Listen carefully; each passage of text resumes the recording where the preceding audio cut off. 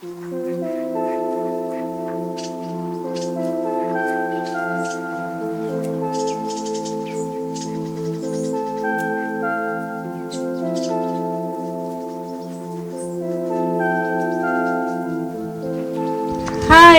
ഇപ്പൊ നമ്മള് കടലുണ്ടി മാംഗ്രൂവ് ഫോറസ്റ്റിലേക്കാണ് പോകുന്നത്. കാലിക്കറ്റിലുള്ള ഒരു അടിപൊളി ടൂറിസ്റ്റ് പ്ലേസ് തന്നെയാണിത്. അപ്പൊ നമ്മൾ ഇന്ന് ഇവിടെയാണ് എക്സ്പ്ലോർ ചെയ്യാനായിട്ട് പോകുന്നത്. കടലുണ്ടിയിലെ ഈ ഒരു തോണിയാത്ര എല്ലാവരും ഒരു പ്രാവശ്യം പോകേണ്ടത് തന്നെയാണെന്നാണ് ഞാൻ പറയുക. കാരണം നല്ല അടിപൊളി വൈബാണ്. കുറച്ച് കാമായിട്ട് കുറച്ച് സ്വസ്ഥമായിട്ടൊക്കെ ഇരിക്കണം, അല്ലെങ്കിൽ അതുപോലുള്ള സ്ഥലങ്ങളിലൊക്കെ പോകണമെന്ന് ആഗ്രഹമുള്ള കോഴിക്കോട്ടുകാർക്ക് തന്നെ ഏറ്റവും അടുത്തുള്ള സ്ഥലമാണ് ഈ ഒരു കടലുണ്ടി മാംഗ്രൂവ് ഫോറസ്റ്റ്. നമ്മൾ പോയപ്പോൾ സമയത്ത് തന്നെ എരുന്ത് കല്ലുമ്മക്കായൊക്കെ അവിടെ നിന്ന് ഇങ്ങനെ പറിച്ചെടുക്കുന്നുണ്ടായിരുന്നു. അപ്പോൾ അവർ അതൊക്കെ നമുക്ക് കാണിച്ചു തന്നിട്ടുണ്ട്. അതുപോലെയുള്ള നമ്മളിങ്ങനെ കാണാൻ ആഗ്രഹിക്കുന്ന കുറച്ച് കാര്യങ്ങളൊക്കെ ഇവിടെ വന്ന് നമുക്ക് കാണാനായിട്ട് പറ്റും. ചെറിയ ചെറിയ ദ്വീപ്സ് കാര്യങ്ങളൊക്കെ ഇതിൻ്റെ ഉള്ളിലുണ്ട്. അടിപൊളിയാണ് കാണാൻ. നമ്മളെ കേരളത്തിൻ്റെ ഒരു തനിമയില്ലേ, അതൊക്കെ കാണണമെങ്കിൽ ഇതേപോലെയുള്ള ജലയാത്രകൾ നടത്തുന്നത് നല്ലതായിരിക്കും.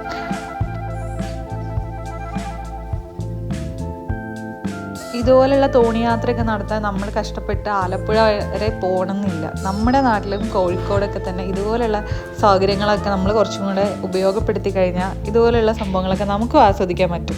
ഇത്രയും കാലം കോഴിക്കോട് ജീവിച്ചിട്ടും പുറത്തൊക്കെ പോയി വന്നതിന് ശേഷമാണ് ഞാൻ ഈ സംഭവങ്ങളൊക്കെ ആസ്വദിക്കാനും കണ്ടുപിടിക്കാനും പോകാനൊക്കെ തുടങ്ങിയത്.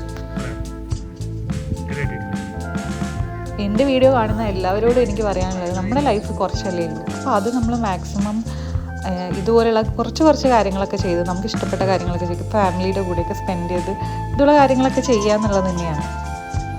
നമ്മുടെ ജീവിതത്തിൽ എല്ലാ കാര്യങ്ങളും ശരിയായിട്ട് നമുക്കൊരു യാത്ര പോകാമെന്ന് വിചാരിച്ചാൽ ഒരിക്കലും നടക്കില്ല. അപ്പം നമ്മളുള്ള സമയം കൊണ്ട് നമ്മൾ കിട്ടുന്ന സമയത്ത് നമുക്ക് പോകാൻ പറ്റും, നമുക്ക് ആക്സസ് ഉള്ള സ്ഥലങ്ങളിലൊക്കെ പോയിട്ട് ഇതേപോലുള്ള കാഴ്ചകളൊക്കെ കാണാൻ പറ്റും.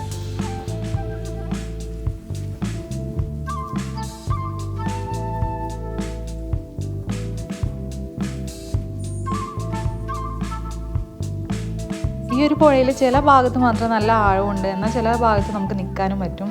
അങ്ങനെ നമ്മൾ ഈ കണ്ടൽക്കാടിൻ്റെ സൈഡിലോട്ട് പോയിക്കൊണ്ടിരുന്നു. അവിടെയാണ് നമുക്ക് അത്യാവശ്യം നല്ല ഭംഗിയായിട്ടുള്ള സീനറീസൊക്കെ കിട്ടുന്നത്. ഒരുപാട് ടൈപ്പ് കിളികളും ഇവിടെ വരുന്നുണ്ട് കേട്ടോ. അപ്പോൾ ഈ ബേർഡ്സൊക്കെ ഭയങ്കര ഇഷ്ടമുള്ള ആൾക്കാർക്ക് അവർക്കും കൂടെ ഭയങ്കര ഇഷ്ടമായി കാണാനൊക്കെ ഇഷ്ടമുള്ള സ്ഥലമായിരിക്കും ഇത്. ഈ കണ്ടൽക്കാടുകളെ കുറിച്ച് ഞാൻ ഒരുപാട് ഇങ്ങനെ വായിച്ചിട്ടൊക്കെ ഉണ്ട്. അപ്പോൾ ആ സമയത്തെ എല്ലാം ആഗ്രഹമായിരുന്നു എനിക്കും ഇതുപോലുള്ള കണ്ടൽക്കാടുകൾക്കൊന്ന് ഈ ട്രാവൽ ചെയ്യണമെന്ന്. പക്ഷേ ഇപ്പോഴാണ് അതിനുള്ള ഒരു സൗകര്യമൊക്കെ ഒത്തു വന്നത്. ഈ പാലത്തിൻ്റെ അടിയിലൂടെ ട്രാവൽ ചെയ്യുമ്പോൾ എനിക്ക് ഭയങ്കര രസമായിരുന്നു തോന്നിട്ടോ. അതിനുള്ളിൽ ഒരു എക്കോ ഒക്കെ കാര്യങ്ങളൊക്കെ ഉണ്ട്, അത് അടിപൊളിയായിരുന്നു. പിന്നെ നമ്മളവിടെ പണ്ട് കടലുണ്ടി അപകടം നടന്നിട്ടുള്ള ട്രെയിൻ അപകടം നടന്നിട്ടുള്ള ഭാഗത്തുള്ള കുറച്ച് കാര്യങ്ങളൊക്കെ കണ്ടു. അതിൻ്റെ ബാക്കി പത്രങ്ങളൊക്കെ അവിടെ ഉണ്ടായിരുന്നു. അങ്ങനെ നമ്മൾ കുറച്ച് ട്രാവൽ ചെയ്തപ്പം ഈ ഫോറസ്റ്റിൻ്റെ ഉള്ളിലേക്ക് കയറി. ഇതിൻ്റെ വേരുകൾ കാണാൻ നല്ല ഭംഗിയുണ്ട്. ഈ വേരുകളുടെ ഇടയിൽ കൂടെ ഇങ്ങനെ ട്രാവൽ ചെയ്യുന്നതാണ് ഇവിടുത്തെ ഏറ്റവും വലിയ എന്താ പറയുക ഒരു അടിപൊളിയായിട്ട് എനിക്ക് തോന്നിയിട്ടുള്ളത്.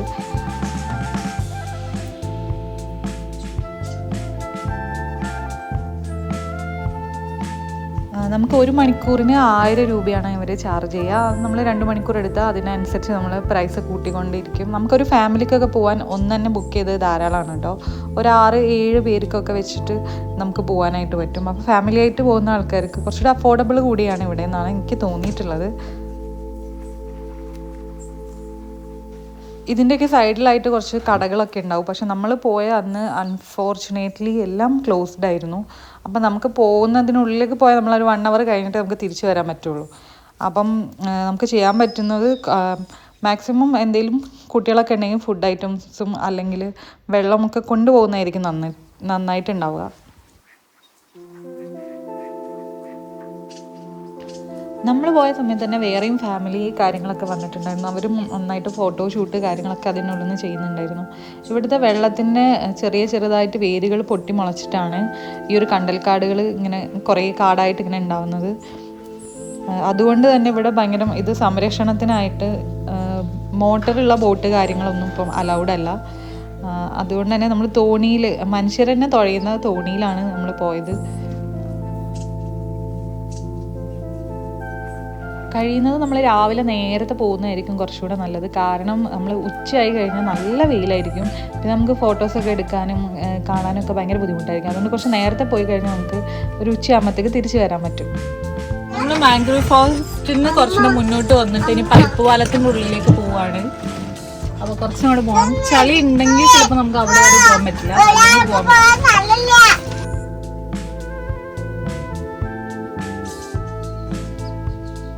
നമ്മുടെ നാട്ടിലെ തെങ്ങുകളൊക്കെ ഇത്രയും ഭംഗിയുണ്ടെന്ന് നമുക്ക് മനസ്സിലാവണമെങ്കിൽ നമ്മൾ പുറത്ത് തന്നെ പോകണം. അതായത് തെങ്ങൊന്നും ഇല്ലാത്ത സ്ഥലത്ത് പോകണം.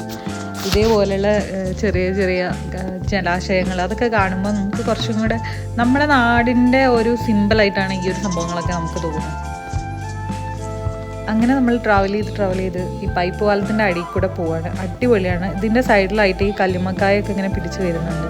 എരുന്ത്, കല്ലുമ്മക്കായ അതേപോലുള്ള സാധനങ്ങളൊക്കെ അതിനൊക്കെ ഭയങ്കര ടേസ്റ്റാണ്. ഈ പ്രത്യേകിച്ച് ഇതുപോലുള്ള ഈ ഒരു ടൈപ്പ് ഓഫ് ഈ അഴിമുഖത്തു നിന്നൊക്കെ കിട്ടുന്ന ഈ ഒരു അതിനൊരു പ്രത്യേക ടേസ്റ്റാണ്.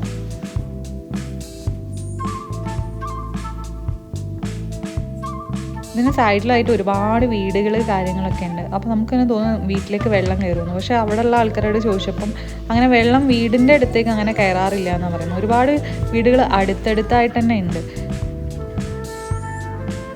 സത്യത്തിൽ അതുപോലുള്ള വീടുകളൊക്കെ കാണുമ്പോൾ നമുക്ക് തന്നെ പേടിയായിട്ട് തോന്നും. നമ്മൾ ജെല്ലി ഫിഷ് പോലുള്ള ഒരു സംഭവം കണ്ടിട്ടോ, അത് നിറയെ ഉണ്ടായിരുന്നു. പിന്നെ കോലുമീൻ എന്ന് പറഞ്ഞിട്ടുള്ള ഒരു ടൈപ്പ് ഓഫ് മീൻ ഉണ്ടായിരുന്നു. അതിനൊക്കെ പിടിക്കുന്നുണ്ടായിരുന്നു കേട്ടോ. ഒരുപാട് പേര് അവിടെ നിന്ന് ഇങ്ങനെ പിടിച്ചിട്ട് കറി വെക്കാനും ആവശ്യത്തിന് അവരുടെ സ്വന്തം ആവശ്യത്തിന് യൂസ് ചെയ്യുന്നതെന്ന് പറഞ്ഞു.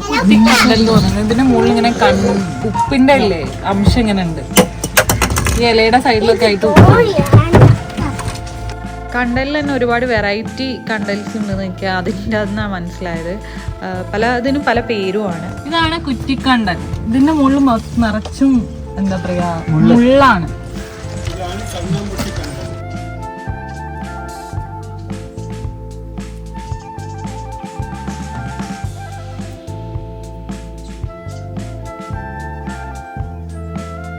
ഈ ഒരു കണ്ടലിന്റെ ചെടി കണ്ടു. ഇതിന്റെ എല്ലാ സൈഡിലും ഇങ്ങനെ മുള്ളുകളാണ്. നമ്മുടെ മേലെ തറയ്ക്കാൻ പറ്റിയ മുള്ളുകൾ എല്ലാ ഡയറക്ഷനിലും. എനിക്കിത് കണ്ടിട്ട് ക്രിസ്മസ് ട്രീ പോലെ തോന്നിയിട്ടുണ്ട്.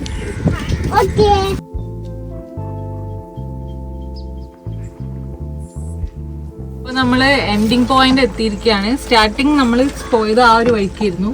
പിന്നെ നമ്മൾ കറങ്ങിയിട്ട് ഇവിടെ എൻഡിങ് വഴിക്ക് എത്തി.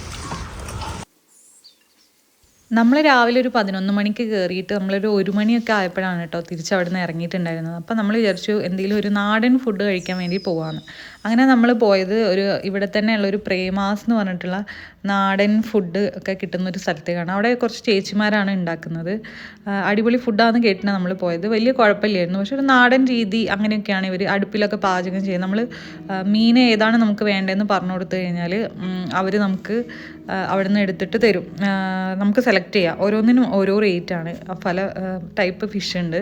അപ്പോൾ അതിനൊക്കെ ഓരോന്ന് കരിമീൻ ഉണ്ടായിരുന്നു, അല്ലാത്ത കുറേ ഫിഷ് കാര്യങ്ങളൊക്കെ ഉണ്ടായിരുന്നു. ഈ പുഴമീനൊക്കെ തന്നെ ഒരുപാട് വെറൈറ്റീസ് അവരുടെ കയ്യിലുണ്ടായിരുന്നു. എല്ലാം നല്ല ഫ്രഷ് ആയിരുന്നു.